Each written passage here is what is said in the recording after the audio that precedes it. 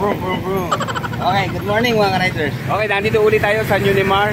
Bali, tatlong bagay po ang aking binabasihan pagkukuha ng isang motorsiklo. Unang-una, tinitignan po natin syempre budget.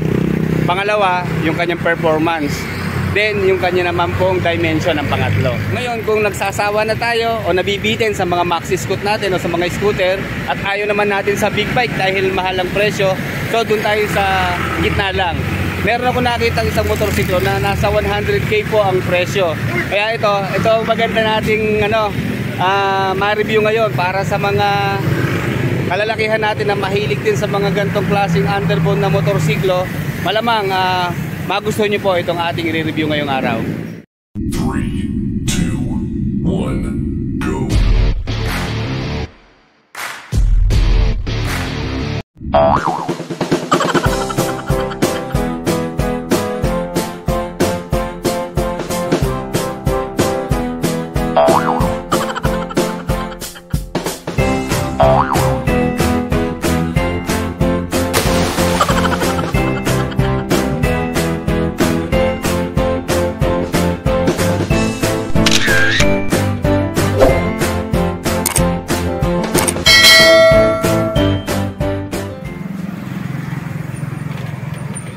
Okay, pinapakilala ko po sa inyo ang ating Honda GT-R Supra 150. Ayan.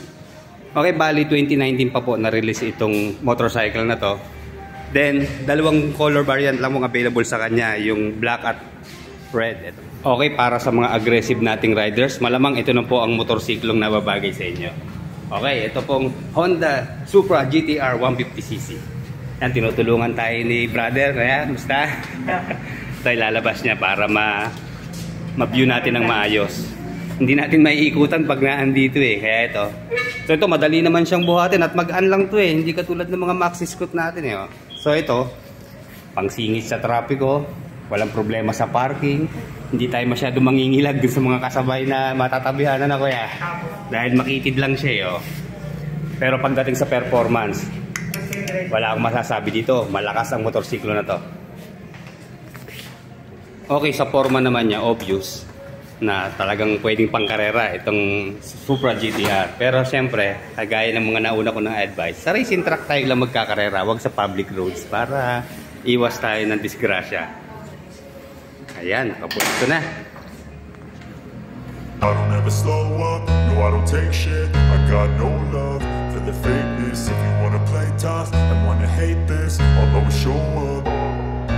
I don't ever slow up, no I don't take shit. I got no love for the fakeness. If you wanna play tough and wanna hate this, I'll always show up and make a statement. I don't ever slow up, no I don't take shit. I got no love for the fakeness. If you wanna play tough and wanna hate this, I'll always show up and make a statement. Everything I do so instinctive and so passionate. Every word I move so descriptive like an adjective. I got a vendetta against people who patented being negative when you should be getting after it. I got facts over tracks, this and that. Spitting slow, spitting fast. I could roast, I could gas. Think I'm okay at last, but I don't know if that can erase all the past. And the pettiness, a reflection of the emptiness. Hilarious, you think you're worth my time, you're delirious. Mysterious, because you hide behind a fake exterior. Inferior, you know I'll always be a bit superior. Get off of me, this ain't no humble brag. I want you to hear words, you can say them back. I want you to feel free from the chains at last, and to believe in what you got, it was built to last, yeah. Now that I've been put through hell, I never got anyone's help. I had to do it all myself. I don't ever slow up, no I don't take shit. I got no love for the fakeness. If you wanna play tough and wanna hate this, I'll always show up and make a statement. I don't ever slow up, no I don't take shit. I got no love for the fakeness. If you wanna play tough and wanna hate. Presyon, obvious naman, talagang pang racing ito eh. Nakasulat na nga po, racing. Saka yung forma ng kanyang dimension na naka-aerodynamics po ang dating. Kaya umpisahan na natin dito sa mga decals niya or sticker. So dito sa gitna, ito nga po yung nakasulat dito yung kanyang isang specification na pang racing siya. Then parang may letter V na ano po dito na design na combine po ng glossy black at ng gray. Pero ito po ay ano to eh, reflectorized po itong sticker na to. Then dito sa baba, ayan sa kanyang pinakatapalodo po, ayan merong white na patulis dito, at ito po medyo black and gray combination na sticker. Then dito sa kanyang side bearings nakasulat po yung kanyang brand, yung Honda, at ang kanya pong model, ito po Supra GTR. Then dito po sa baba itong ano ba itong word na to, Satu Hari, ayan, baka Indonesian word, ano po. Then punta na tayo dito sa likod, pangalan niya dito sa bandang kaliwa, ito pong Supra GTR 150. Then sa baba po, ito kasulat na po yung kanyang isang specification pa na 6 speeds dual overhead cam. Kaya asahan natin, hindi lang natin alam na kung uubra ito sa ano sa hari ng underbone na Suzuki Raider 150. Pero sa tingin ko naman hindi ito papaiwan. Kahit sabihin natin na matuling yun, depende pa rin sa klase ng kalsada na tatakbuhan natin, siyempre. Okay, itong kanyang exhaust pipes, bali naka-angled po at sporty muffler po ito na nagpo-provide po ng aerodynamics para sa mga takbuhang mapabibilis. Kaya makikisama po ito dahil sa kanyang pwesto. Ito po ang nagustuhan ko kay Supra GTR 150, yung kanyang sleek at edgy style. Na ito may mga kanto-kanto po siya, ayan o. Ideal po talaga for racing.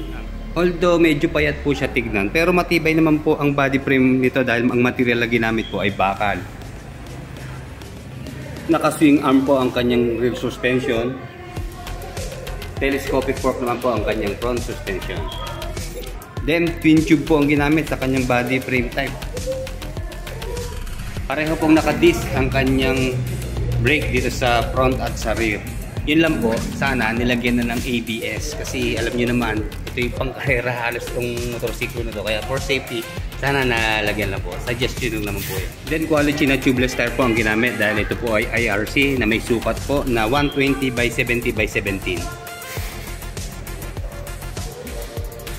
At medyo maliit po ang tire dito sa front na may sukat po na 90 by 80 by 17. Okay, kahit manual transmission siya, meron siyang digital na console. Ito po, wala lang pong battery ano po.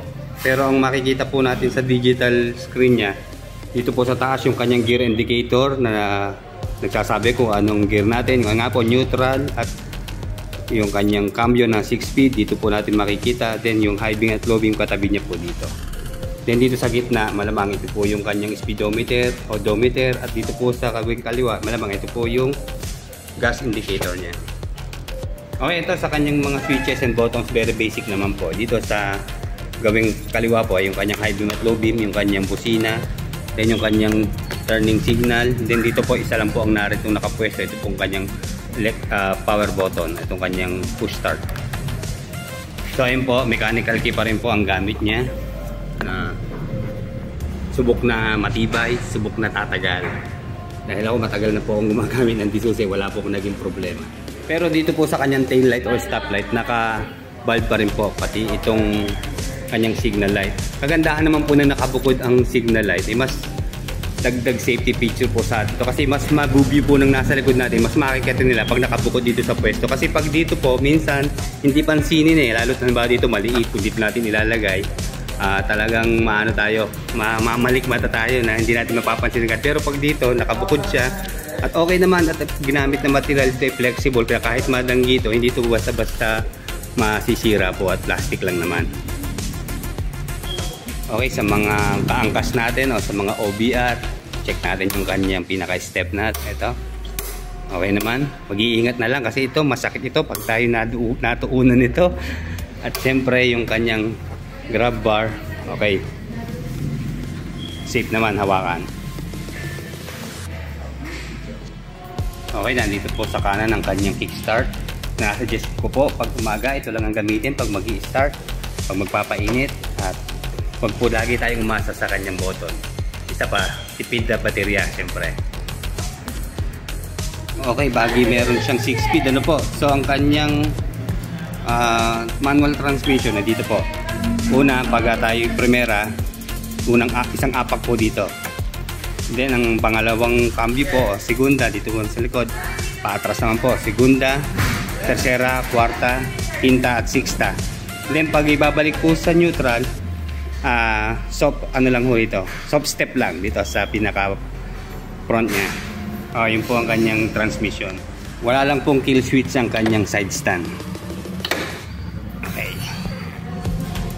Then syempre, sa maintenance ng ganitong manual, kadalasan naman kadena lang ang ating unang-unang tinitignan. Yan, check lang natin kung malinis o kung merong langis o grasa. Maintenance lang dyan. Ito yung kanyang high beam at low beam. Then ito yung kanya pong turning signal. Then adjustable po ang kanyang headlights. Para kung in case na natataasan o nabababaan po kayo ay i-ano na lang natin, adjust na lang natin. Pala, nandito po ang kanyang bukasan sa pinakailalim ng upuan. Ayan po. Okay, ito naman po nasa ilalim ng upuan. Bali, nandito po ang pinakatanggi niya. 4.5 liters po ang kanyang full tank capacity. Then 42 kilometers per 1 liter po ang kanyang fuel consumption, na tipid pa rin po yun para sa 6-speed at 150cc na motorcycle. Then kaya po niyan tumakbo ng 130 kilometers per hour. So in-expect na natin yan dahil nga 6-speed siya at 150cc pa.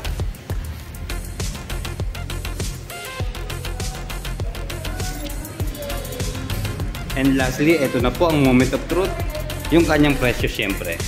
Okay, ang Supra GTR 150, ano po ito ha, is standard version. Bali, ano po ang cash price niya, 106,900. Then kung kukuha tayo sa installment, ayan po, magda-down tayo ng 8,900. Then sa isang taon po, ang kanyang monthly ay 11,012 pesos. Then sa 2 taon po ay 6,887 pesos. At sa 3 taon naman po ay 5,512. So malamang dito tayo sa 3 taon. Then ayan po, nakalagay na rin po dito yung kanyang mga giveaways. Napakarami po nilang giveaways. Kagaya po dito, meron silang half-face helmet na pinamimigay na upgradable nga po. Then 1 year LTO registration, yung kanyang 1 year warranty. Tapos may 1 year o 1 liter na gasoline. Then 1 year repair voucher. So silang less 200 pag updated po ang bayad dun sa term po na 2 to 3 years. Then less 400 naman po pag advance po ng 30 days sa loob rin ng 2 to 3 years. Then less 100 naman po pag updated sa 1 year. Then less 200 pag advance po ng 30 days ang kanyang mga rebate. Okay, for more details, ilalagay ko po yung link ng Unimar motorcycle para makapag-inquire po kayo. Masasabi ko po na sulit sa 100k ang presyo po ng Supra GTR na meron 6-speed at 150cc na motorcycle. Kaya ano pang hinihintay natin? Canvas na rin kayo o bumili na rin kayo ng ating Honda GTR 150